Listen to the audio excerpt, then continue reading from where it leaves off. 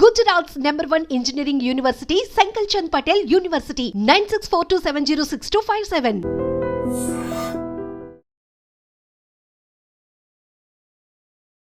Business అంటే చాలు చాలా మంది రిస్క్ అనుకుంటారు. అమ్మో సక్సెస్ అవుతామో లేదో అనే భయం ప్రతి ఒక్కరిని వెంటాడుతూ ఉంటుంది. ఆ భయంతోనే మన జీవితం మొత్తం గడిపేస్తూ ఉంటాము.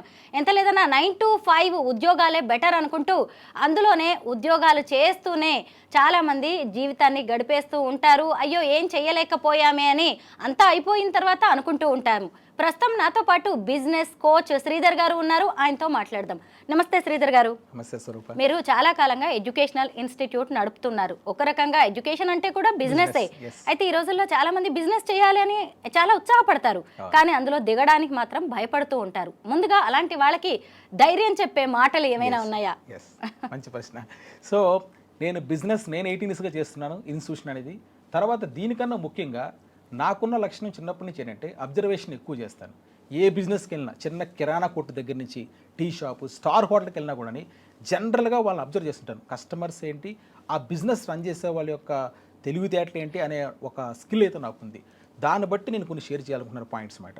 ఫస్ట్ మన బిజినెస్ రన్ చేసే వాళ్ళకి, తర్వాత కొత్తగా బిజినెస్ స్టార్ట్ చేయాలనుకునే వాళ్ళకి చాలామందికి వచ్చే సవాళ్ళు ఏంటి, యాక్చువల్గా ఎందుకు ఫెయిల్ అయిపోతున్నారు బిజినెస్ చేయడంలో అనేది నేను చెప్తాను పాయింట్స్.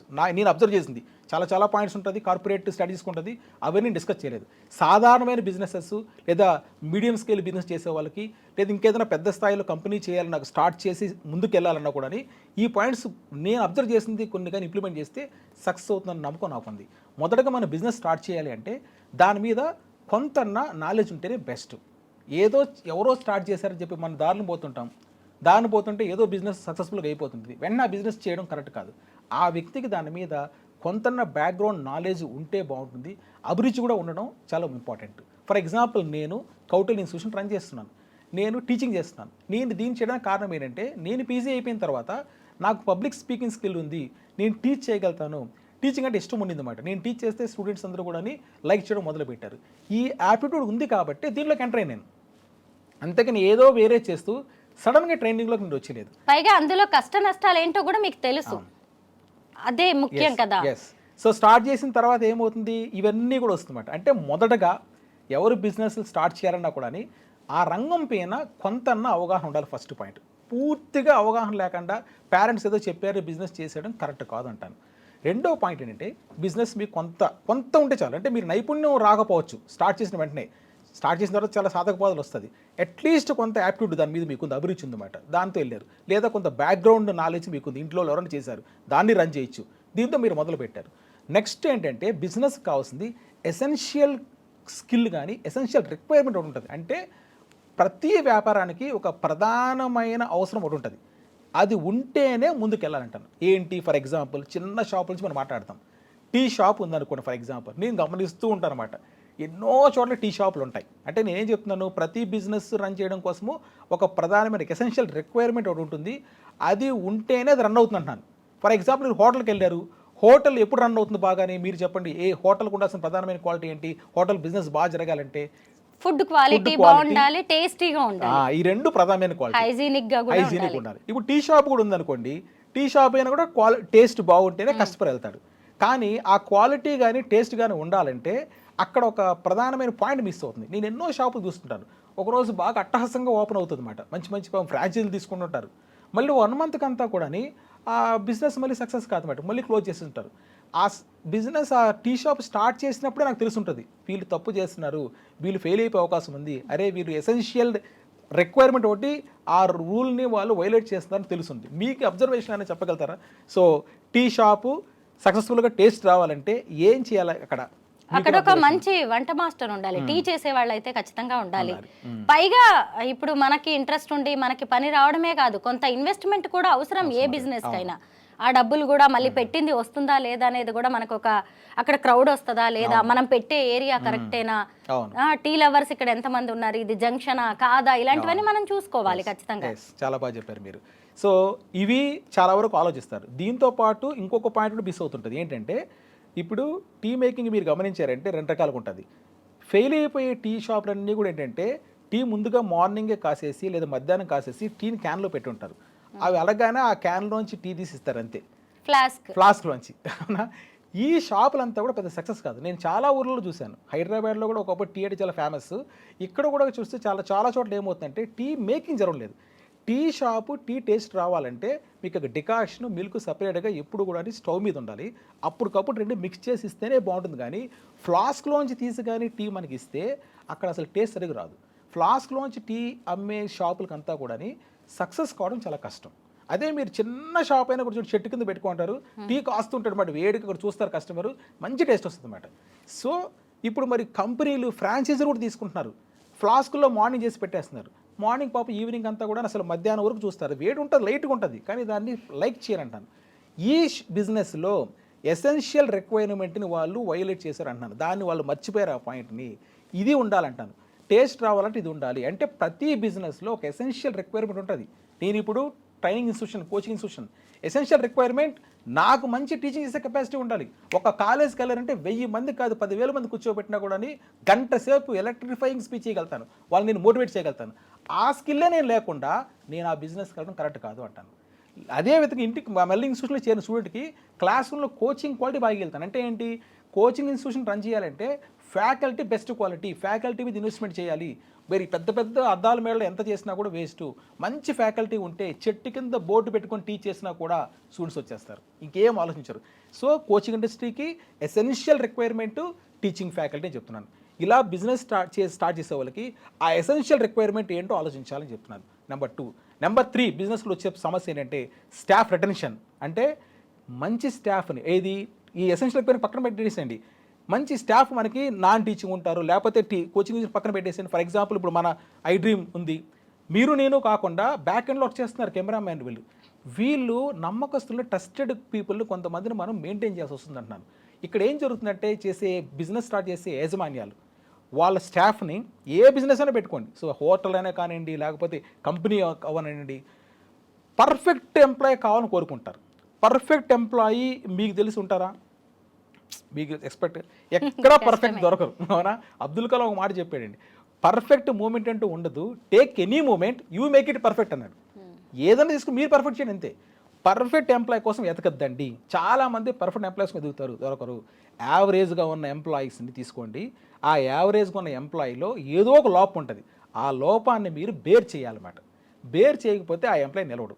మీరు 100% బాగుండాలని కోరుకుంటే చాలామంది కంపెనీలు మొదలు పెడతారు, వీళ్ళు ఇది బాగాలేదు అది బాగాలేదు అని చెప్పి తీసేస్తారు. కాదు, అతనిలో వేరే క్వాలిటీ చాలా బాగుంటుంది, దాన్ని చూసుకోండి. దీన్ని మీరు బేర్ చేయాలి, తప్పదంటాను. ఫర్ ఎగ్జాంపుల్ నా దగ్గర ఇన్స్టిట్యూషన్లో 18 ఇయర్స్గా ఇన్స్టిట్యూట్ స్టార్ట్ చేసిన దగ్గర నుంచి ఒక నాన్ టీచింగ్ స్టాఫ్ ఉన్నాడు, వెంకటేష్ అతని పేరు. 18 సంవత్సరాలుగా ఉన్నాడు నాతోనే, మొత్తం చూసుకుంటాడు, ఏది టీచింగ్ చేయడు, ఇన్స్టిట్యూట్ అంతా మేనేజ్ చేస్తాడు. అయితే అతని లోపం ఏంటంటే కొద్దిగా మాట్లాడే భాష సరిగా ఉండదు అతను. ఓకేనా? ఎవరన్నా కూడా పక్కన వచ్చారంటే నాతో మాట్లాడే కొద్దిగా రూడ్గా కూడా మాట్లాడుతుంటాడు. సో ఏంటి సార్ మీరు ఎలా అంటారు అని ఒక్కొక్కది ఫార్మాలిటీ తక్కువ ఉంటుంది బట్ అతనిలో. ఇప్పుడు చాలామంది అంటారు ఎందుకు అతన్ని అలా మాట్లాడతాడు. నేను ఆ క్వాలిటీ చూశానంటే వేరే 10 క్వాలిటీస్ అతనిలో ఉన్నాయి. ఎందుకు ఇన్స్టిట్యూషన్ లేకపోయినా కూడా ఈరోజు తిరుపతి నుంచి హైదరాబాద్ స్టూడియో వచ్చి నేను రన్ చేస్తున్నాను, అక్కడ అతను మొత్తం బ్యాక్వర్డ్లో మొత్తం చక్కబెట్టగలుగుతాడు. ట్రస్ట్ ఉంది, నమ్మకం ఉంది. నేను ఆ నెగిటివ్ని తీసేసి మిగతాది పాజిటివ్ చూసుకుంటే అతను నిలిచిపోతాడు అంటాను. ఇలా ప్రతి ఎంప్లాయీలో కూడా ఏదో ఒక లోపం ఉంటుంది. ఆ లోపాన్ని తీసుకొని కానీ మనం వదులుకుంటే అసలు ఎంప్లాయీసే మిగిలిన అంటాను. దాని పర్ఫెక్ట్ ఎంప్లాయీ కాన్సెప్ట్ పక్కన పెట్టేసి యావరేజ్గా ఉన్న అతను మామూలుగా పెద్ద పెద్ద నష్టాలు చేయకూడదు బిజినెస్కి. అంటే ఏదో డబ్బులు తీసుకెళ్ళిపోవడాలు కానీ దొంగతనం ఇవి కాకుండా ఏదో అతనిలో స్కిల్ తక్కువ ఉన్నా కూడా దాన్ని మీరు కానీ బేర్ చేసి ముందుకు వెళ్తే ఆ ఎంప్లాయీ మీద ఉండిపోతారు. అది ఇంపార్టెంట్ క్వాలిటీ. సో రెండోది. నెక్స్ట్ క్వాలిటీ ఏంటంటే బిజినెస్లో ఛాలెంజ్లు వస్తుంది. ఏ బిజినెస్ కూడా మీకు సక్సెస్ఫుల్గా 100% రన్ అయిపోతుంటే కూడా రాంగ్ అంటాను. దాన్ని మీరు ఎక్స్పెక్ట్ చేయకూడదు. అప్స్ అండ్ డౌన్స్ ఎప్పుడూ ఉంటుంది. అప్స్ అండ్ డౌన్స్ మనం బేర్ చేసి ముందుకు వెళ్ళాలి, నష్టం వస్తుంది. ఫర్ ఎగ్జాంపుల్ కోవిడ్ చూసాం.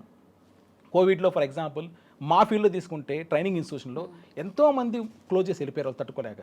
నిలిచిపడింది ఎవరంటే నేను నిలబడ్డాను, లేదా ఇంకా కొంతమంది నిలబడి ఉండొచ్చు.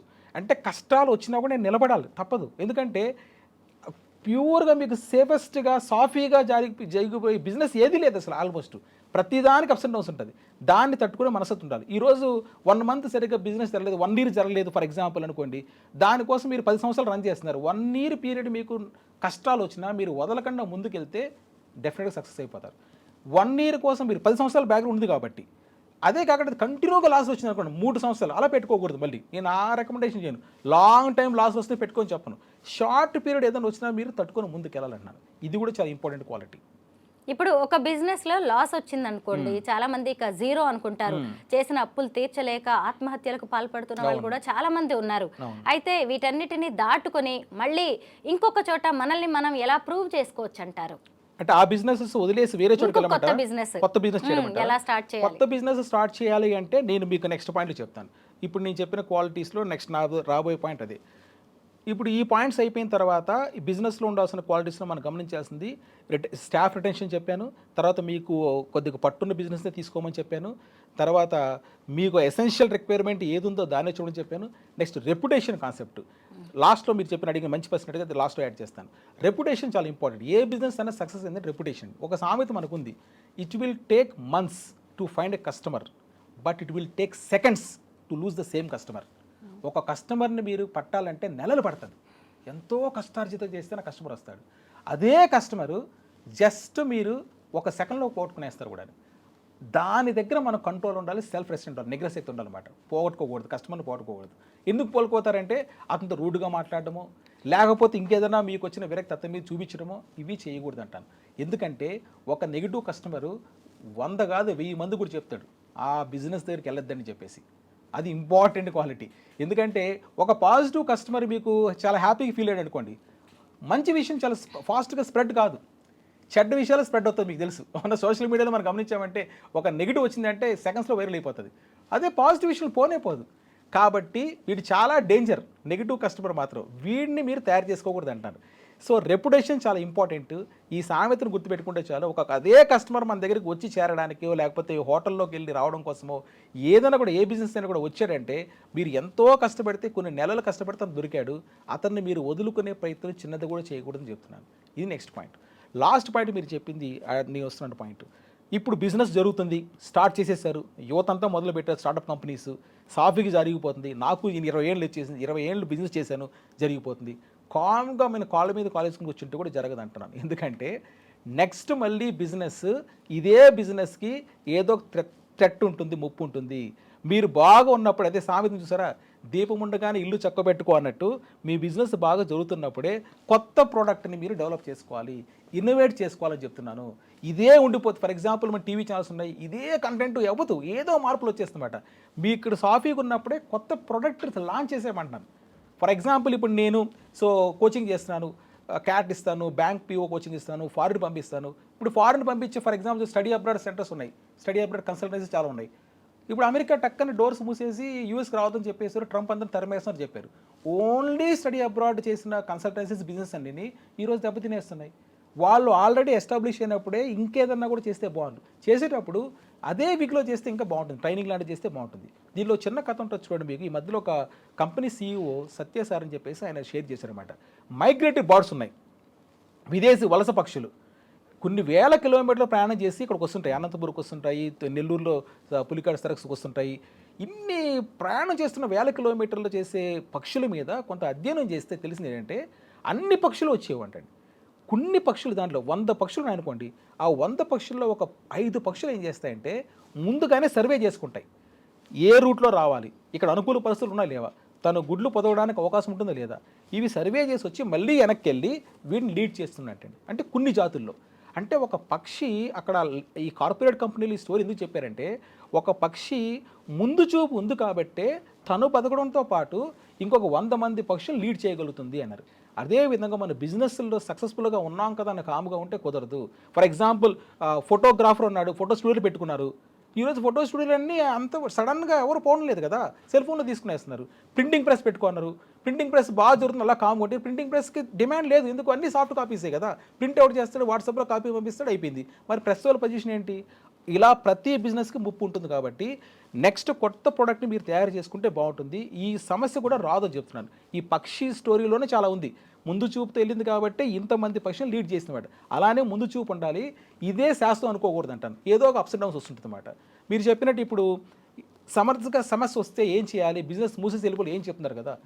ఫస్ట్ తనకి ఏ రంగంలో ప్రావీణ్యత ఉందో దాంట్లోనే ఇంకో ప్రోడక్ట్ తీసుకుంటే బాగుంటుంది. ఫస్ట్ పాయింట్, అది ఇంపార్టెంట్ పాయింట్. సో కొత్త చేసేదానికన్నా ఇది ప్లాన్ ఏ. రెండోది వచ్చేసి ప్లాన్ బి ఏంటంటే కొత్త రంగం కూడా ఎంచుకోవచ్చు. ఫర్ ఎగ్జాంపుల్ అంటే పూర్తిగా ఆపోజిట్ రంగం చేయకూడదు అంటే చేయొచ్చు. ఫర్ ఎగ్జాంపుల్ మీకు షేర్ చేస్తాను కార్పొరేట్ కంపెనీ స్టోరీ. LG ఉంది కదండి, ఎల్జీ మనం ఎలక్ట్రానిక్స్లో ఉంది కదా మొత్తం. సో ఈరోజు ఏసీలు చూసినా ఫ్రిడ్జ్లు చూసినా ఎల్జీ కంపెనీ ఉంది. ఇదే ఎల్జీ కంపెనీ మొట్టమొదటి చేసింది ఏంటంటే వాళ్ళు ఈ లిప్స్టిక్స్ పౌడర్ ఉంది చూసారా, ఈ కాస్మెటిక్స్ రంగులో ఉండేదండి అది యాక్చువల్గా. అంటే దీనికి సంబంధమే లేదు.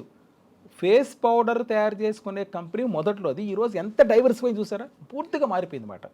సో కొన్ని కార్ల కంపెనీలు ఉన్నాయి, జర్మన్ కార్ కంపెనీస్, అవన్నీ మొదట్లో ట్రాక్టర్లు తయారు చేసాయి, తర్వాత లగ్జరీ కార్స్కి వెళ్ళాయన్నమాట. ట్రాక్టరే చేసుకుంటూ వెళ్ళిపోతే ట్రాక్టర్ డిమాండ్ పడిపోతే కంపెనీ మూసేయాలి కదా. సో ఈ రోజు బాగుంది కదా అని చెప్పి కాళ్ళు చెప్పుకుని కూర్చుంటే కుదరదు. రేపు వచ్చే ముప్పు కోసం కొత్త ప్రోడక్ట్ తయారు చేసుకోండి అంటున్నారు. అదే రంగంలో చేస్తే బాగుంటుంది. చేయకపోయినా కూడా పర్లేదు, వేరే రంగంలో కూడా చేయొచ్చు, ఆపోజిట్ కూడా చేయొచ్చు అంటున్నాను. Thank you so much Sridhar గారు. బిజినెస్కి సంబంధించి చాలా మంచి విషయాలు చెప్పారు. సక్సెస్ సాధించడం బిజినెస్లో అంత ఈజీ కాదు. మీరు చెప్పిన మాటలు ఫాలో అయితే ఇవాళ కాకపోయినా రేపైనా కానీ మంచి ప్రాఫిట్స్లోకి ఎవరైనా వాళ్ళ బిజినెస్ని తీసుకెళ్ళచ్చు. Thank you so much. Thank you.